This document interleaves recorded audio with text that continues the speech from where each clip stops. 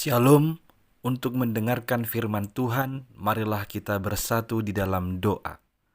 Kasih karunia dan damai sejahtera dari Allah Bapa kita dan dari anaknya Tuhan Yesus Kristus kiranya menyertaimu sekalian.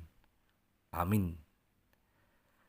Ayat harian untuk kita pada hari Rabu 23 Oktober 2024 tertulis di dalam kitab Imamat pasal 19 ayat 17.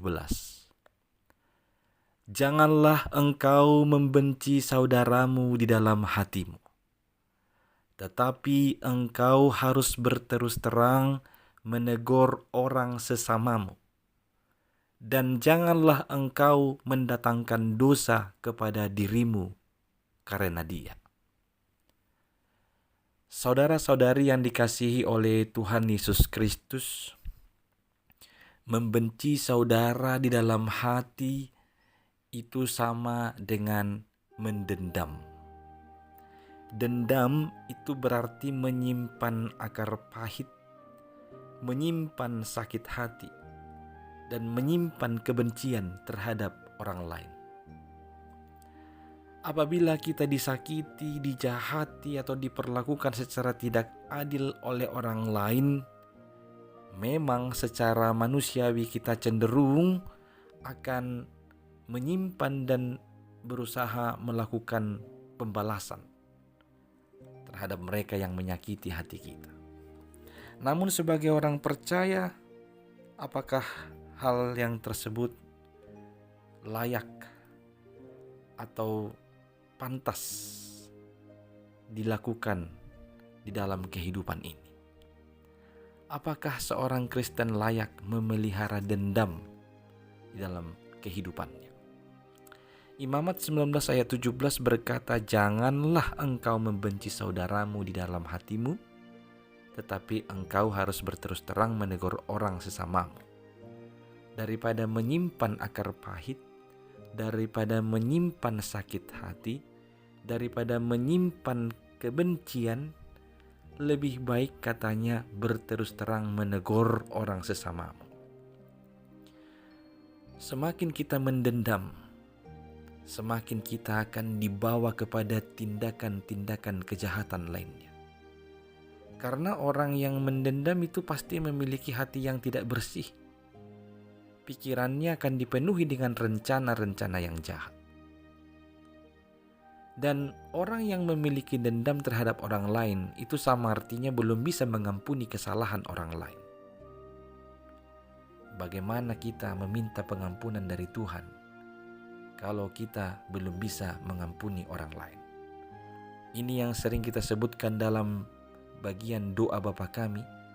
Ampunilah kami seperti kami mengampuni orang yang telah berbuat dosa kepada kami. Artinya, ketika kita mengharapkan pengampunan dari Tuhan atas segala dosa-dosa pelanggaran kita, sudah seharusnya lah kita mampu juga melepaskan pengampunan kepada orang lain di sekeliling kita. Saudara-saudari yang dikasihi oleh Tuhan Yesus Kristus, dendam hanya menghalangi hubungan yang baik kita dengan Tuhan, termasuk menghalangi doa-doa kita. Daud berkata dalam Mazmur 66 ayat 18, seandainya ada niat jahat dalam hatiku, tentulah Tuhan tidak mau mendengar. Lihatlah kerugian-kerugian yang diakibatkan oleh membenci saudara dalam hati. Sesungguhnya yang menjadi menderita yang pertama bukanlah orang lain itu, tapi kita sendiri. Kita mungkin makan hati, kita mungkin akan selalu menggerutu dan menyimpan akar pahit. Kita sendiri yang akhirnya menderita. Di samping itu akan menghalangi doa-doa kita kepada Tuhan. Karena hidup kita dibarengi dengan rencana-rencana jahat. Maka supaya doa-doamu didengar oleh Tuhan, kita sudah seharusnya mampu untuk melepaskan pengampunan, untuk tidak membenci saudara dalam hati, untuk tidak mendendam, melainkan untuk senantiasa berterus terang menegur satu dengan yang lain, supaya itu tidak mendatangkan dosa kepada kita. Dendam tidak pernah membawa kepada kebaikan. Sebaliknya, hanya akan membawa hidup menderita. Rasul Paulus pernah menasihati, sabarlah kamu seorang terhadap yang lain, dan ampunilah seorang akan yang lain. Apabila yang seorang menaruh dendam terhadap yang lain, sama seperti Tuhan telah mengampuni kamu, kamu perbuat jugalah demikian. Amin, kita berdoa. Ya Tuhan Allah, penuhilah kami hati yang senantiasa mampu mengampuni, sehingga kami tidak menyimpan akar pahit, tidak menyimpan kebencian atas saudara kami. Ya Tuhan Allah, kiranya Engkau yang menyertai kami, supaya kami memiliki hubungan yang baik dengan saudara kami, sebagai perwujudan hubungan kami yang baik dengan Engkau. Hanya dalam Yesus Kristus, dengarkanlah doa kami ini.